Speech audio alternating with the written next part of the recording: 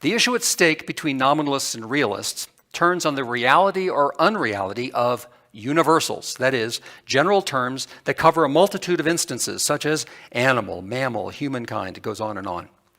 A nominalist holds that such universal terms are fictions that we invent for our own convenience. The realist, by contrast, holds that they are real. Inevitably, the discussion between these two schools soon turns to the hackneyed question, what is real?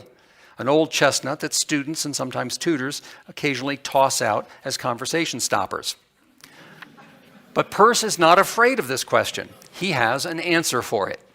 By real, Peirce means, quote, that which is unaffected by what we may think of it, close quote. The real is what we cannot wish away or think away. My daydreams are unreal because I can banish them with a thought. The stone in my shoe stays there, whatever I think, until I reach down and take it out. The stone is real, my daydreams are not. But what are the real things? And are logical universals among them? Here, opinions differ. Some people suppose, reasonably, that the real comes to us in sensation. Sensations are what connect us to the world out there. They don't change with our thoughts. So, for example, look at this.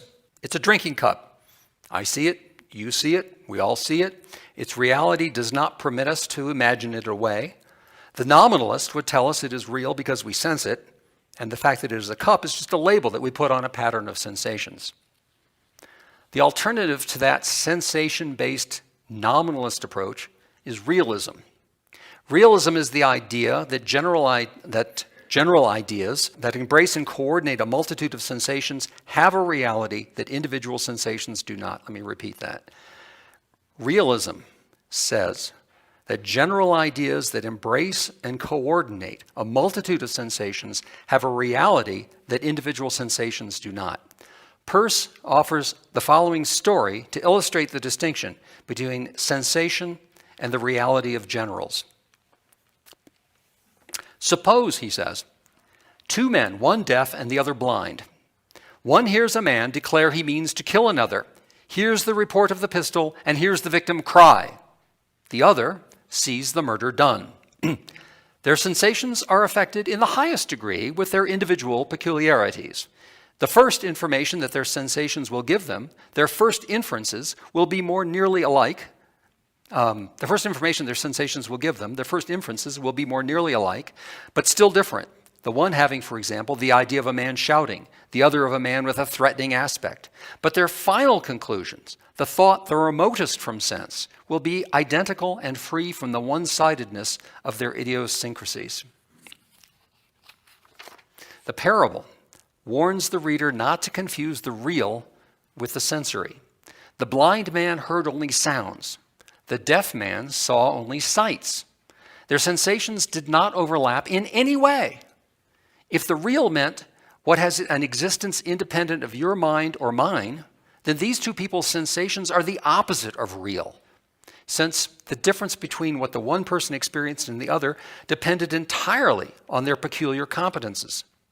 However, when the blind man reflects on what he's heard and the deaf man on what he saw, the two converge on a reality that does not depend on either of them. They don't agree on the flash of light that the deaf man saw but the blind man did not. They don't agree on the shout and the bang which the blind man heard but the deaf man did not.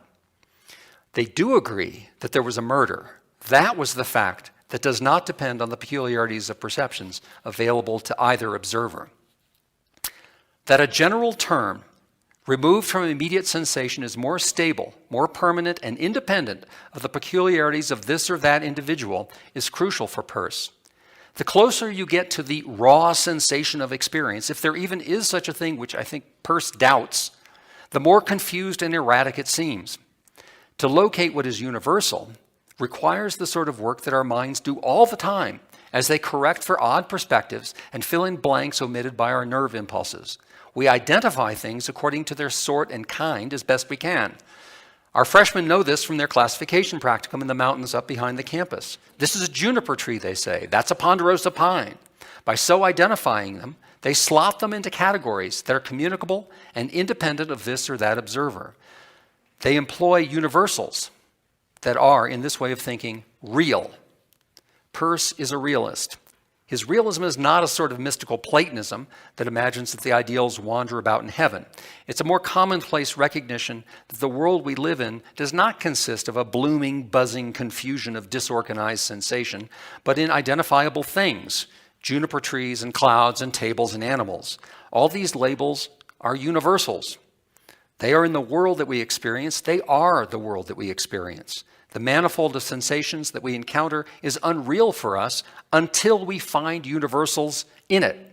Then we say, it's a juniper tree, or it's an aspen, where all my jumble of sensations is mine alone. An identified object, a juniper or an aspen, is real. That is what is independent of who is looking at it. Peirce considered that his realism was consistent with his continued allegiance, at least in part, with Kant's viewpoint.